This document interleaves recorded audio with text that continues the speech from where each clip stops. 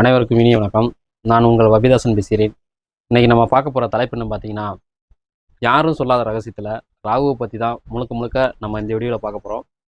இந்த வீடியோவில் முழுக்க முழுக்க யாருமே சொல்லாத ரகசியத்தை மட்டும்தான் நம்ம சொல்ல போகிறோம். அதனால் வீடியோவை தயவுசெய்து ஸ்கிப் பண்ணாமல் முழுசாக பாருங்கள்.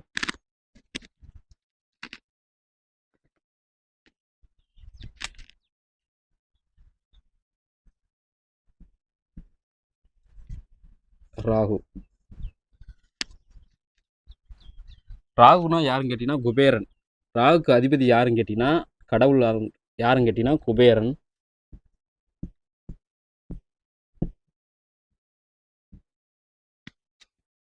இவர் செல்வத்துக்கு அதிபதி தான். ஆனால் இவர் ஒரு விதமான செல்வத்துக்கு அதிபதி. எப்படி சொல்கிறது, நேர்மையான வழிகளில் வராமல் கொஞ்சம் எதிர்மறையான வழிகளில் வரக்கூடிய செல்வத்துக்கெல்லாம் அதிபதி யாருன்னு கேட்டிங்கன்னா இந்த குபேரன் மட்டும்தான் அதிபதி. இப்போ ராகுவோட காரத்துவங்கள் என்னென்னு பார்த்தீங்கன்னா, 1 சேர்க்கை,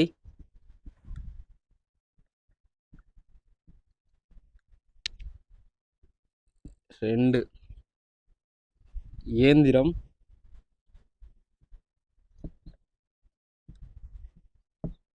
அதாவது இங்கிலீஷில் மிஷின் சொல்லணும்ல அது. 3வது பார்த்தீங்கன்னா திருடுதல்,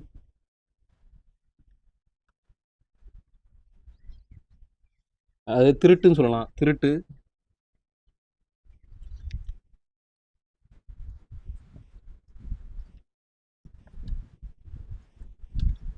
4வது பார்த்தீங்கன்னா மின்சாரம்.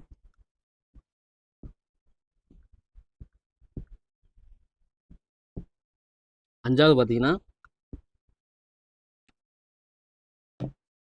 நம்ம ஃபோன்லாம் பேசுகிறோம் பார்த்தீங்களா, அலைபேசி, தொலைபேசி, அலைபேசி.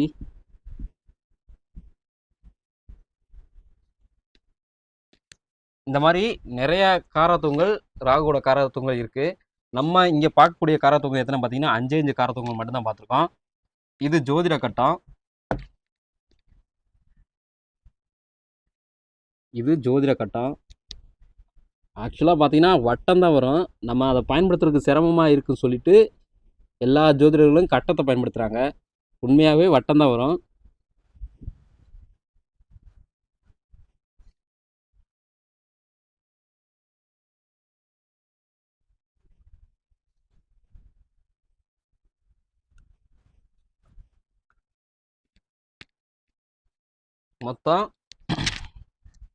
மொத்தம் பார்த்தீங்கன்னா இதில் 12 கட்டம் இருக்குது. இந்த 12 கட்டத்தில் ராகுக்கு வீடே இல்லைன்னு சொல்லி வச்சுருக்காங்க. அப்படின்னா எதுவுமே கிடையாது. ராகுக்கு இந்த 12 கட்டத்துக்குள்ளே தான் எதிலோ ஒரு வீடு இருக்குது. அந்த வீடு என்னன்னு பார்த்தீங்கன்னா இந்த விருச்சகம் தான். இந்த வீட்டுக்கு அதிபதி யாருன்னு கேட்டிங்கன்னா ராகு. இந்த விருச்சகம் வீட்டுக்கு யார் அதிபதின்னு கேட்டிங்கன்னா ராகு.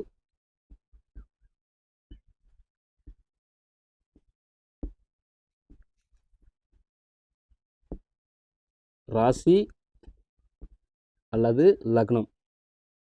விருச்சக ராசி அல்லது விருச்சக லக்னத்தில் பிறக்கிறவங்க அதிபதி யாருன்னு கேட்டிங்கன்னா உங்களுக்கு ராகு தான் அதிபதி. நல்லா தெரிஞ்சுக்க. இதுமே இந்த மாதிரி யாருமே சொல்லியிருக்க மாட்டாங்க. இந்த இருக்கிற 12 கட்டத்தில் ராகுவோட வீடு எதுன்னு கேட்டிங்கன்னா உண்மையாகவே விருச்சகம்தான்.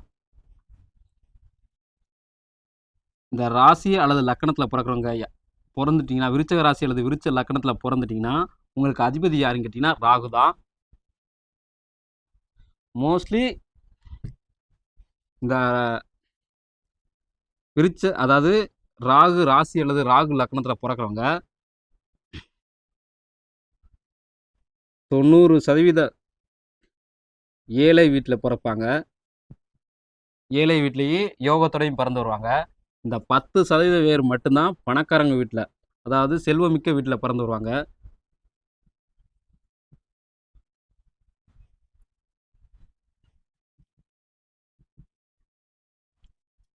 ஒரு கிரகத்தை எடுத்துக்கிட்டிங்கன்னா அந்த கிரகத்துக்கு 2 கிரகம் நட்பு கிரகமாக, அதாவது ஒரு கிரகத்தை எடுத்துக்கிட்டிங்கன்னா 2 கிரகங்கள் நட்புகாகவும் 2 கிரகங்கள் பகையாகவும் வரும். இது ராகு கிரகத்துக்கு மட்டும் கேட்டிங்கன்னா அப்படி கிடையவே கிடையாது. இது எல்லா கிரகத்துக்குமே 2 கிரகங்கள் நட்பு கிரகங்களாகவும் 2 கிரகங்கள் பகை கிரகங்களாகவும் வரும். இப்போ நட்பு கிரகங்கள் என்னென்ன பார்த்தீங்கன்னா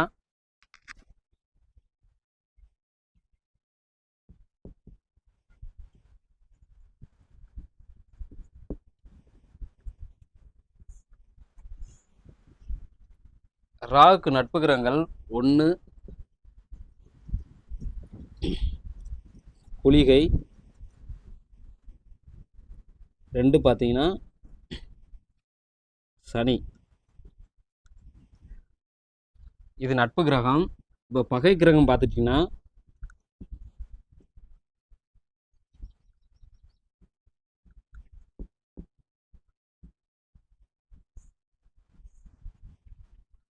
1 பார்த்தீங்கன்னா செவ்வாய்,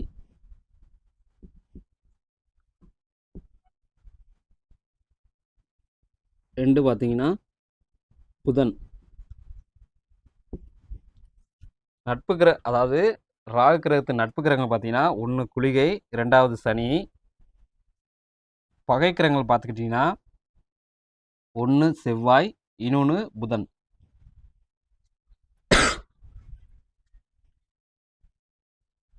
அதே மாதிரி ராகு, அதாவது இந்த ராகு கிரகம் ஒரு எத்தனை வயசு உள்ள ஆணையோ பெண்ணையோ குறிக்கும் பார்த்தீங்கன்னா, எத்தனை வயசு உள்ள ஆணையோ பெண்ணையோ குறிக்கும் பார்த்தீங்கன்னா, ஒரு 50 டு 64 வயசு உள்ள வயசு உள்ள ஆணையோ பெண்ணையோ குறிக்கிற ஒரு கிரகம் என்னன்னு பார்த்தீங்கன்னா, அது இந்த ராகு கிரகம் மட்டும்தான். வேற எந்த கிரகம் கிடையாது. இது நட்பு கிரகம் பார்த்தாச்சு, பகை கிரகங்கள் பார்த்தாச்சு. இப்போ பார்த்தீங்கன்னா நட்பு கிரக சேர்க்கை நம்ம பார்க்க போகிறோம். இன்னொன்று நம்ம சொல்ல மறந்துட்டேன் இந்த வீடியோவில். அதாவது நீங்கள் ராகு லக்கணத்தில் பிறந்துட்டிங்கன்னா, இந்த செவ்வாய் தசை நடக்கும்போதும் புதன் தசை நடக்கும்போதும் ரொம்ப நீங்கள் பார்த்து ஜாக்கிரதையாக இருக்கணும். இல்லாட்டா அதாவது செவ்வாய் கிரக காரகத்துவ ரீதியாக உங்கள் வாழ்க்கையில் பிரச்சனை கண்டிப்பாக ஏற்படும். அதே மாதிரி புதன் தசை நடக்கும்போதும் நீங்கள் ரொம்ப ஜாக்கிரதையாக இருக்கணும். புதன் காரகத்துவ ரீதியாக புதன் தசை நடக்கும்போது உங்கள் வாழ்க்கையில் கண்டிப்பாக பிரச்சனை ஏற்படும். இந்த பகை கிரக தசை எப்போ நடக்குதுன்னு பார்த்தீங்கன்னா, மோஸ்ட்லி பார்த்தீங்கன்னா உங்களுக்கு இளமை காலத்தில் ஒரு தசையும் முதுமை காலத்தில் ஒரு தசையும் நடக்க வாய்ப்பு இருக்குது. இளமை காலத்தில் ஒரு தசையும் முதுமை காலத்தில் ஒரு தசையும் நடக்க வாய்ப்பு இருக்குது. அதனால் இந்த 2 தசை நடக்கும்போதும் ரொம்ப ஜாக்கிரதையாக இருங்க. இது ராகு ராசியில் பிறந்தவங்களுக்கு நான் சொல்லலை, ராகு லக்கணத்தை பிறந்தவங்களுக்கு 100% இது பொருந்து நான் சொன்னது. சரிங்களா? ராகு நீங்கள் ஒருவேளை ஒரு ஆணோ ஒரு பெண்ணோ நீங்கள் ராகு லக்கணத்தில் பிறந்துட்டிங்கன்னா, அதாவது விருச்சக லக்கணத்தில் பிறந்துட்டிங்கன்னா, நீங்கள் செவ்வாய் தசை நடக்கும்போதும் சரி புதன் தசை நடக்கும்போதும் சரி நீங்கள் ரொம்ப ஜாக்கிரதையாக இருக்கணும். இப்போ நட்பு கிரக சேர்க்கை பார்த்தீங்கன்னா,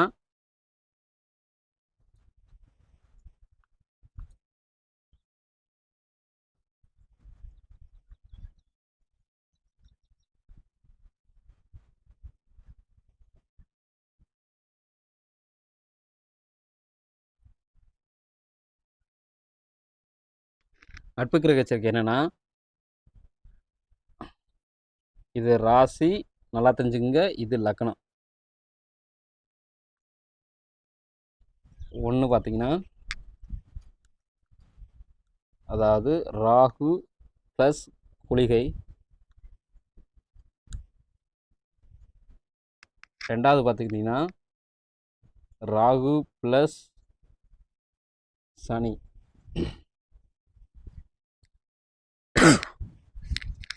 3வது பார்த்துக்கிட்டிங்கன்னா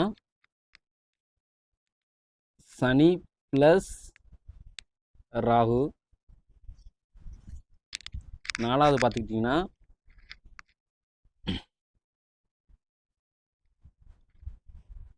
குளிகை ப்ளஸ்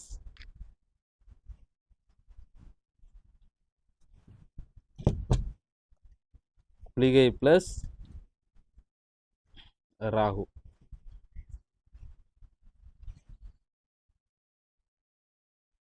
இது 4மே நட்பு கிரக சேர்க்கை தான்.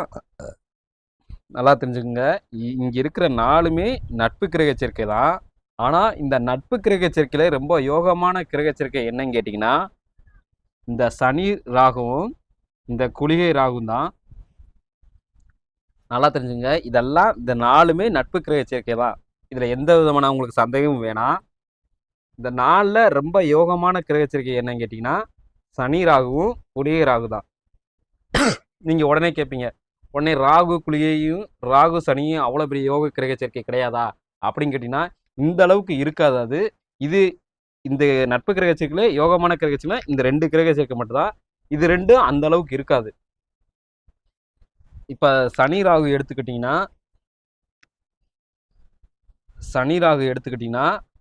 அதாவது ஒரு அடிமை தொழில் செய்வதன் மூலம் அந்த அடிமை தொழிலையே அதாவது யாரோ இப்படி சொல்கிறோம், இப்படி பார்த்துங்க.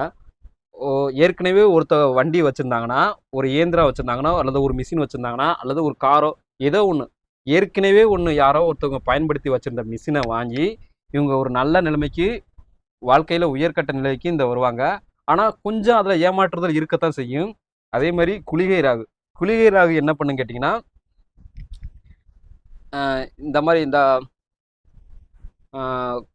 நம்ம எங்கள் ஊர் சைடு என்ன சொல்லுவாங்க, கோடாங்கி பார்க்குறது, இந்த குறி சொல்கிறது, அந்த மாதிரி நபர்கள். ஆனால் தெரியாது அதை பற்றி. இந்த பில்லி ஏவல் சூனின்னு சொல்லுவாங்க பார்த்தீங்களா, அதை பற்றி கண்டிப்பாக தெரியாது. இந்த பிரசன்னா அதெல்லாம் சொல்லுவாங்க பார்த்தீங்களா, அதெல்லாம் தெரியாது. ஆனால் தெரிஞ்சுக்க மாதிரி காட்டி தனக்கு தேவையானதெல்லாம் இதை மூலியமாக செஞ்சுக்குவாங்க.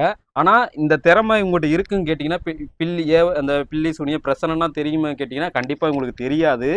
ஏன்னா லக்கணத்தில் ராகு இருக்குது. லக்கணத்தில் ராகு இருந்துச்சா தெரியாது.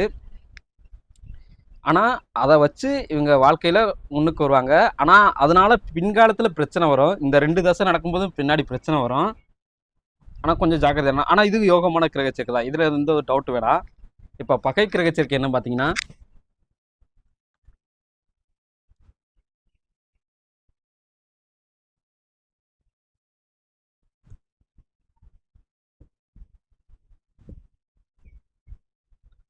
இது பகை கிரக சேர்க்கை.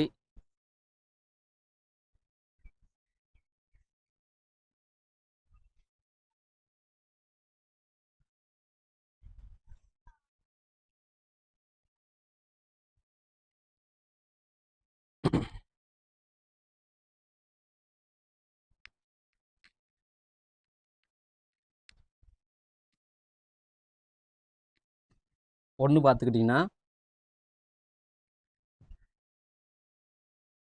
ராகு ப்ளஸ் செவ்வாய். ரெண்டாவது பார்த்துக்கிட்டிங்கன்னா ராகு ப்ளஸ் புதன். மூணாவது பார்த்துக்கிட்டிங்கன்னா சாரி இப்படி வராது,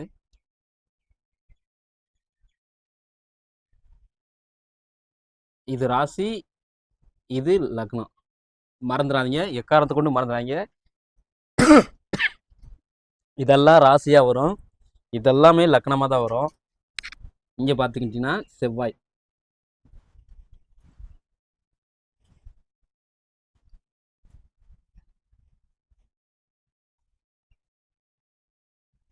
செவ்வாய் ராகு. நாலாவதாக பார்த்துக்கிட்டிங்கன்னா புதன் ப்ளஸ் ராகு.